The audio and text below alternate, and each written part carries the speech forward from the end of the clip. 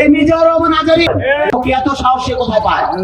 তার যে কোনো মুহূর্তে কিন্তু আপনি দেশান্তর হতে পারে। মিজানুর রহমান আজহারী, যিনি তার ইসলামী বক্তৃতা এবং আল্লাহর নাম নিয়ে মানুষকে উৎসাহিত করেন, তিনিই সম্প্রতি রাজনৈতিক ষড়যন্ত্রের মুখোমুখি। বিশেষ করে বিএনপিকে সমালোচনা করার কারণে তার বিরুদ্ধে ষড়যন্ত্রের অভিযোগ উঠেছে। দেশের রাজনৈতিক অঙ্গনে আলোচনা শুরু হয়েছে, যেখানে তিনি দলমত নির্বিশেষে মানুষের মাঝে আল্লাহর বাণী ছড়ানোর জন্য পরিচিত হলেও তাকে দেশান্তর করার হুমকি দেওয়া হচ্ছে। আল্লাহর নামে স্লোগান দিয়ে ধর্মের কথা বলে মাথায় টুপি লাগিয়ে পাঞ্জাবি পরে বিএনপিকে বলবেন না আপনি, তাহলে কিন্তু হ্যাস্ত শিকার হবেন। তার যে কোনো মুহূর্তে কিন্তু আপনি দেশান্তর হতে পারেন। এত সাহস সে কোথায় পায়? এই মিজানুর রহমান আজারী, এই মিজানুর রহমান আজারীর জন্য সারা বাংলাদেশে মানুষ কাঁদছে না? আপামর জনতা দল মত নির্বিশেষে ওনাকে যখন এই স্বৈরাচারী শেখ হাসিনা দেশান্তর করে মালয়েশিয়া, সবাই আমরা আফসোস করছি। জামাতকে যখন ওই যে 28 অক্টোবর পল্টনে একে পিঠে মারছে, আমরা আফসোস করি নাই? একসাথে কাজ করি নাই? এত ষড়যন্ত্র কিসের? ষড়যন্ত্র কিসের? ক্ষমতা নেওয়ার জন্য এত ষড়যন্ত্র কিসের? ভোটে আসেন, ভোট হবে, যে জিতবে সে জিতবে।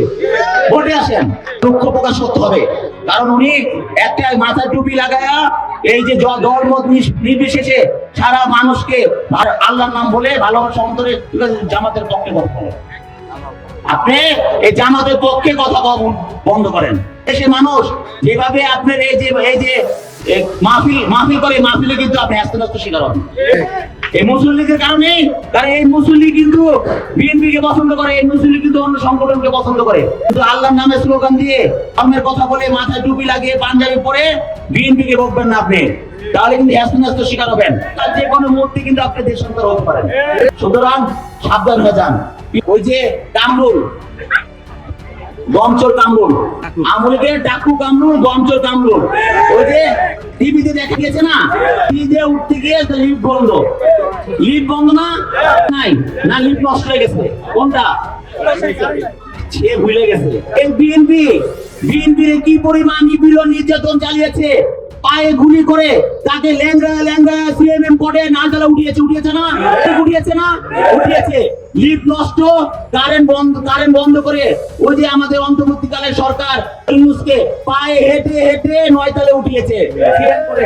আজকে সে তার লিফট নাকি নষ্ট হয়ে গেছে, গালাগালি করে না, ওকে চাইনা হেসরাইয়া 9 তলায় উঠার দরকার ছিল।